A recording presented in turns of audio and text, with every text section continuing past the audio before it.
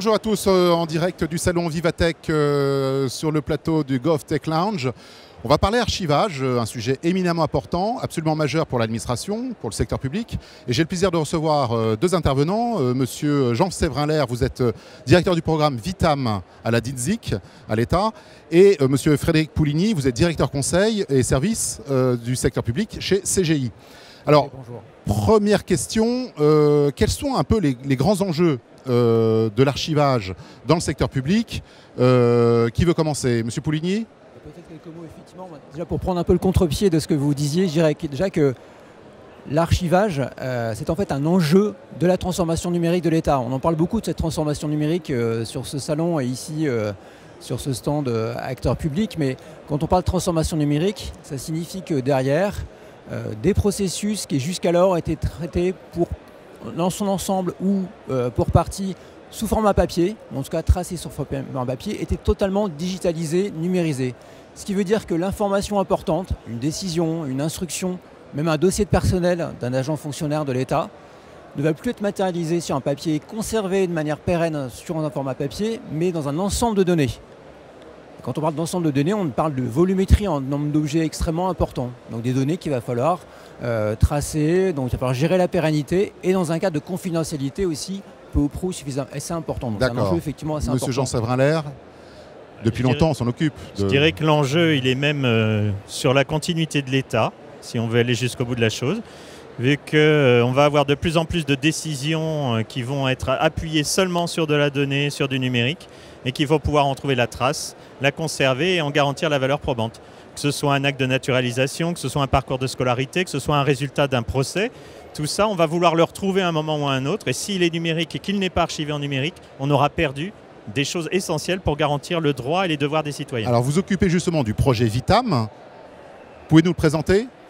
Alors, le programme Vitam, globalement, c'est un programme qui a été monté par 3 ministères qui s'occupent de l'archivage définitif. Alors, je ne vais pas rentrer dans le détail, mais je dirais de la phase très importante au niveau de la collecte et de la conservation à long terme de tous les documents publics, qui sont le ministère de la Défense, le ministère des Affaires étrangères pour eux-mêmes et le ministère de la Culture pour tout le reste de la sphère étatique. Et ces 3 ministères se sont mis ensemble pour essayer de résoudre le problème de l'archivage numérique qui leur arrivait dessus. Alors, bien sûr, un peu plus tard qu'ailleurs, le numérique atteint l'archivage, vu que c'est en bout de chaîne, je dirais une fois que l'utilisation courante est terminée. Et ils sont mutualisés pour répondre à ce problème. Alors déjà, c'est un des premiers choix forts du programme Vitam. C'est on fait ensemble. Et non seulement on fait ensemble en mettant en commun des moyens, mais on fait ensemble en créant une vraie communauté autour de l'archivage numérique pour permettre la transformation de ce métier qu'est l'archivage. C'est quand même quelque chose, je dirais, c'est un petit choc quand même pour la profession des archivistes, étant donné qu'ils ont des pratiques séculaires sur le papier et que là, ils doivent quand même les revoir. Et surtout, ce qui est important, les revoir sans abandonner l'essentiel, mais bien les adapter en fait au contexte numérique. Donc, ils travaillent ensemble. Le deuxième choix fort, ça a été de faire le choix du logiciel libre pour favoriser une réutilisation la plus large possible. Parce que c'est en fait un programme qui a été financé en partie par un programme, le programme d'investissement d'avenir, et donc qui a mis comme condition à ce financement le fait qu'il y ait une réutilisation maximale. Troisième choix important, c'est de se concentrer sur le back-office, donc sur la fonction cœur système d'information, pour apporter le maximum de valeur possible sans dépendre des contextes d'utilisation. Et donc répondre à cette question, comment on archive des milliards d'objets de manière sécurisée et de manière en garantissant la valeur probante sur le long terme. Ce qui pose une question de normes, j'imagine. Tout à fait. Alors il y a des normes, justement, il y a beaucoup de normes dans le domaine archivistique qui sont respectées par Vitam. Il y a des normes qui ont été mises en place aussi au niveau français, comme ce qu'on appelle la 42013 sur le tiers archivage, mais qui sont aussi montées au niveau ISO, donc il y a aussi des normes au niveau mondial. Et puis il y a même des normes comme le secret de défense, parce que Vitam, devant accueillir les archives du ministère des Armées, bien sûr qu'il y aura du secret de défense aussi dans ce qui est archivé. Donc un sujet de sécurité, évidemment. Tout à fait. Et enfin, je dirais le quatrième grand choix qu'il y a eu dans le programme Vitam, ça a été de le faire dans des méthodes agiles, un peu hype et qui pouvaient mobiliser, réunir une communauté et qui donc contribuaient aussi à cet aspect transformation numérique. Et donc, voilà, globalement, c'est ces 4 grands choix. Et sur ces communautés, justement, est-ce qu'on avait des différences de besoins fonctionnels ou est-ce que d'un ministère à l'autre, on retrouve à peu près les mêmes expressions de besoin? Alors justement, c'est ce qui est intéressant dans notre découpage back-office, front-office. Donc back-office, c'est les fonctions à l'intérieur du système d'information. Front-office, c'est ce qui est en contact avec l'utilisateur. Globalement, pour ce qui est des fonctions de base qui permettent de verser des archives, d'aller les rechercher, les consulter, les entretenir, les transformer, etc., les besoins étaient à peu près les mêmes chez tous les acteurs. Donc il y a une vraie mutualisation qui a pu se faire à ce niveau-là. Et ensuite, chaque acteur a dû adapter et faire le front-office qui était, dans son contexte, le meilleur. D'accord. Chez CGI, dans les projets que vous menez sur l'archivage, quel bilan tirez-vous? Quel retour d'expérience on peut expliquer à nos internautes? Les écueils, les bonnes pratiques? Effectivement, on accompagne un certain nombre de projets d'implémentation de solutions d'archivage. C'est en continuité des travaux que l'on mène depuis déjà pas mal d'années auprès d'acteurs privés ou publics dans les gestions du cycle de vie de documents. Et donc là, on va jusqu'au bout, c'est-à-dire la dernière étape importante qui est celle de l'archivage de l'information, qui est quand même un petit peu spécifique dans le secteur public, dans la mesure où, comme on l'a évoqué précédemment, on est dans des échelles de temps qui sont sans commune mesure de ce qu'on peut connaître par ailleurs. Alors je dirais dans les grands points clés, moi j'en vois trois principalement. Le premier qui fait écho à ce qu'évoquait Jean Séverin à l'instant, qui est cette notion en fait, de transformation du métier de l'archive, qui est fortement lié à cet apport de l'archivage électronique. Donc dans transformation du métier de l'archive, mais aussi transformation pour les équipes informatiques. C'est-à-dire qu'il y a vraiment chacun doit faire un pas l'un vers l'autre, eu égard à voilà, ces problématiques qui ne sont pas les mêmes, ces échelles de temps qui ne sont pas les mêmes. Et cette problématique de conservation dans le temps est pérenne, avec des réécritures, des relectures régulières. Quand on dit longtemps et pérenne, c'est combien? C'est-à-dire qu'aujourd'hui, si on fait référence à ce que l'on peut constater dans l'archivage papier, on peut être sur une échelle de plusieurs dizaines d'années, voire plusieurs siècles. Sans commune mesure à ce qu'on peut connaître, nous, habituellement, l'informatique, où tout va extrêmement vite, comme on peut le voir ici sur ce salon Vivatech. Donc il y a déjà ce premier élément, et c'est vrai que l'apport de méthodologies de type agile, telles qu'elles ont pu être implémentées sur le programme Vitam, qu'elles sont implémentées dans d'autres programmes d'implémentation d'archivage électronique, font tout sens dans cette problématique de mise en cohérence et travail en commun entre les équipes informatiques et les équipes archivistiques. Le deuxième point, qui fait aussi l'écho à ce qui était évoqué juste avant, c'est qu'effectivement derrière, dans l'implémentation, il y a une contextualisation importante à faire en fonction des ministères et des acteurs publics, et notamment par rapport à la problématique de la cohabitation entre ces archives électroniques et les archives papier. Donc c'est la notion d'hybridation. Et là, parce qu'on va conserver les deux en même temps pendant pas mal de temps. On va conserver les deux, parce que déjà, d'une part, il y a un historique à conserver, à classer, à communiquer, etc. en termes d'archivage papier, parce que malgré tout, malgré cette transformation, on continue aujourd'hui à produire massivement du papier, les uns les autres, et c'est important de pouvoir effectivement avoir la charge de preuve et donc l'archivage de ces données papier. Est-ce que maintenant, on fait cohabiter en un seul et même système hybride, archivage papier, archivage électronique? Ce n'est pas forcément les modèles les plus simples, puisqu'on a des logiques qui ne sont pas exactement les mêmes, même si effectivement les normes archivistiques se rapprochent et les métiers sont très proches, mais il y a des logiques qui ne sont quand même pas forcément les mêmes.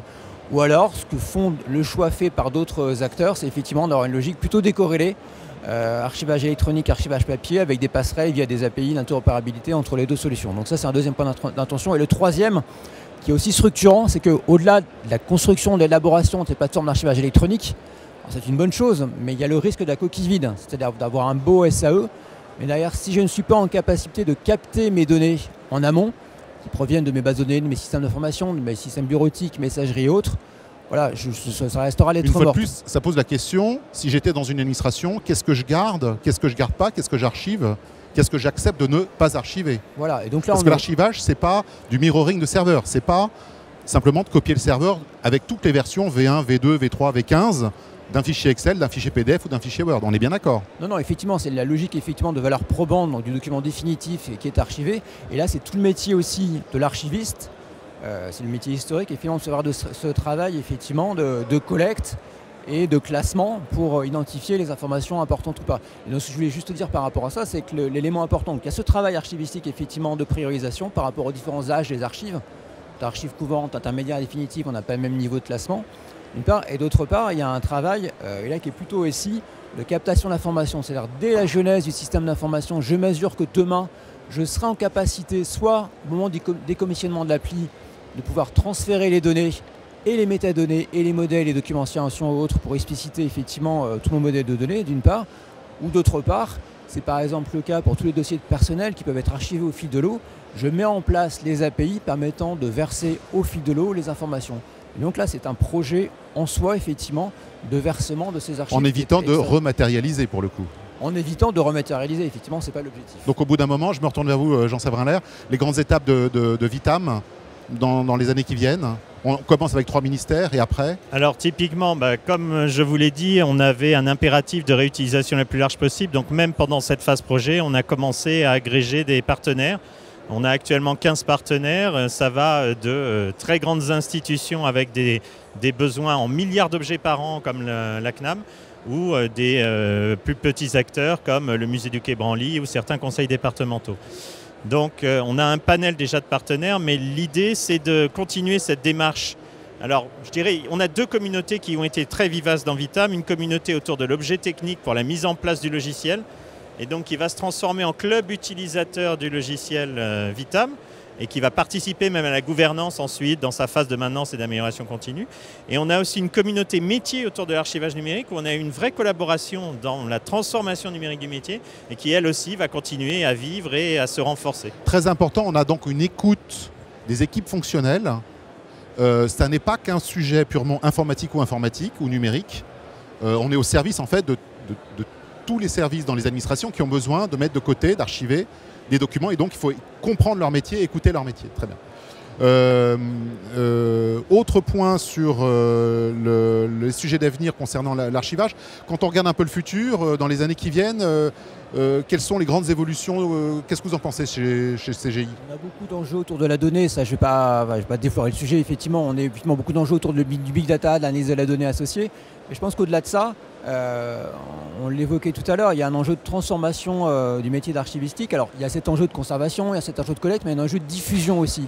Et là c'est vrai que des solutions telles que des démarches UX, Design Thinking, qui permettent de faciliter la diffusion, faciliter l'accès à la formation, à la donnée, qui va être en vrac, la contextualiser, donner des éléments de médiation. Donc les démarches UX peuvent être des apports et des leviers effectivement de diffusion, de médiation et de collaboration, de partenariat importants pour faciliter la diffusion et l'accès à ces archives. Parce que c'est aussi un objectif important, c'est que les archives, ce n'est pas une boîte noire, c'est une logique d'ouverture, à la fois pour le citoyen qui est en recherche de droits, notamment autour de la numérisation ou de recherche généalogique par exemple, pour des questions juridiques, et puis bien évidemment toute la communauté des chercheurs, des historiens. Mais on est bien d'accord que, pour faire un petit résumé, c'est un projet entre administrations pour archiver des documents administratifs. On n'ouvre pas encore sur le sujet de l'open data sur les citoyens, ça n'est pas le sujet, ça n'est pas le périmètre d'après ce que je comprends, on est d'accord. Et parce que l'idée pourrait venir aux uns et aux autres, c'est pas non plus relié forcément à une blockchain, dans la mesure où la valeur probante de documents qu'on a archivés se suffit à elle-même. Pour faire le lien avec l'open data, il y a un certain nombre de choses dans les archives qui deviennent diffusables. Et donc là, d'ailleurs, même par exemple les archives nationales ont déjà été motrices pour faire de l'open data là-dessus. On fait un hackathon pour essayer de valoriser certains fonds, etc. Mais d'un autre côté, vous comprendrez bien que certaines informations, tant qu'elles ont encore une valeur personnelle importante, ne peuvent pas être diffusées comme ça. Donc il faut faire le tri. Et donc les archivistes ont bien compris l'intérêt aussi de valoriser leurs fonds depuis très longtemps. Ils le faisaient déjà par des expositions en papier. Eh bien, l'open data, c'est un peu une exposition de la donnée. Donc ils sont tout à fait favorables à cette open data, mais sur ce qui peut être diffusé. Très bien. Monsieur Jean-Séverin, merci beaucoup. Monsieur Poligny, merci beaucoup également. Merci à vous. Rendez-vous probablement l'année prochaine pour les prochaines étapes de ce grand sujet passionnant. Merci, à bientôt. Merci. Merci, au revoir.